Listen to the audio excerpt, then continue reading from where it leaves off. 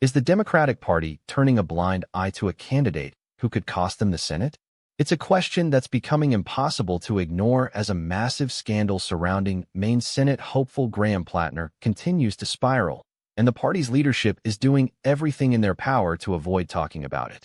Before we continue, if you want to stay on top of everything happening in U.S. politics, hit that subscribe button right now and leave a like.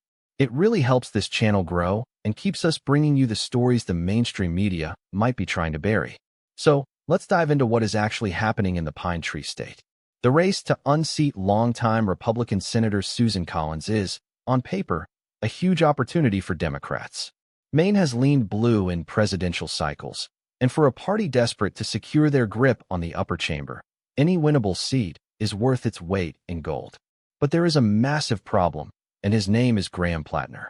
Platner isn't your typical politician. Recently, a series of his old Reddit posts and personal history have resurfaced, and they are nothing short of shocking. We are talking about comments where he essentially blamed rape victims for their own trauma, suggesting they needed to act like an adult and take responsibility for being in compromising situations. But that's not all.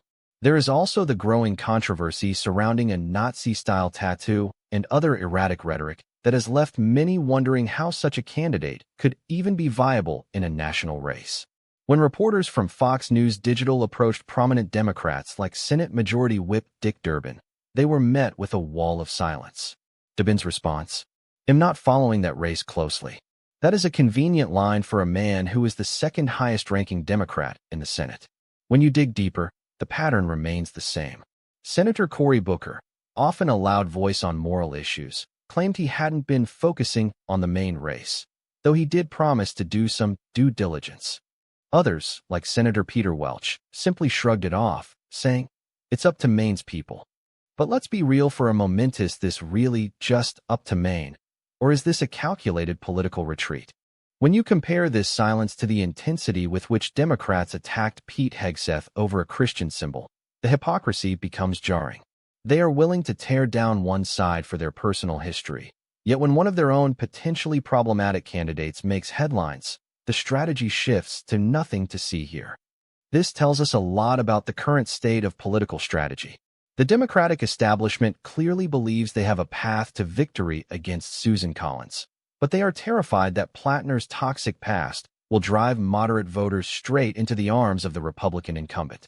They are effectively walking a tightrope.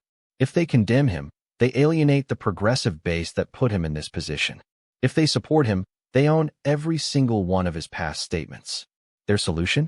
Pretend he doesn't exist and hope the voters don't notice.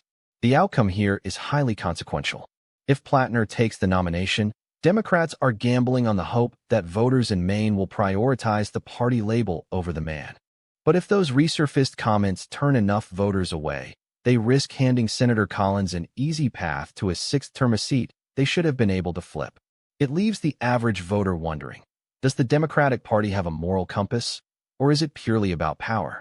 When they ignore a candidate with a history of victim-blaming and extremist imagery, what does that say about their vetting process, or more importantly, their values? So, I want to hear from you. Do you think the Democratic leadership's refusal to address these comments is a sign of weakness, or is it a smart tactical move to avoid the spotlight? Are they trying to sweep this under the rug until the election is over? Drop your opinion in the comments below. I read every single one, and I want to know where you stand on this potential disaster.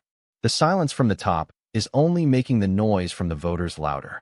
As we move closer to the election, you can bet that Susan Collins and her team aren't going to let these comments stay buried.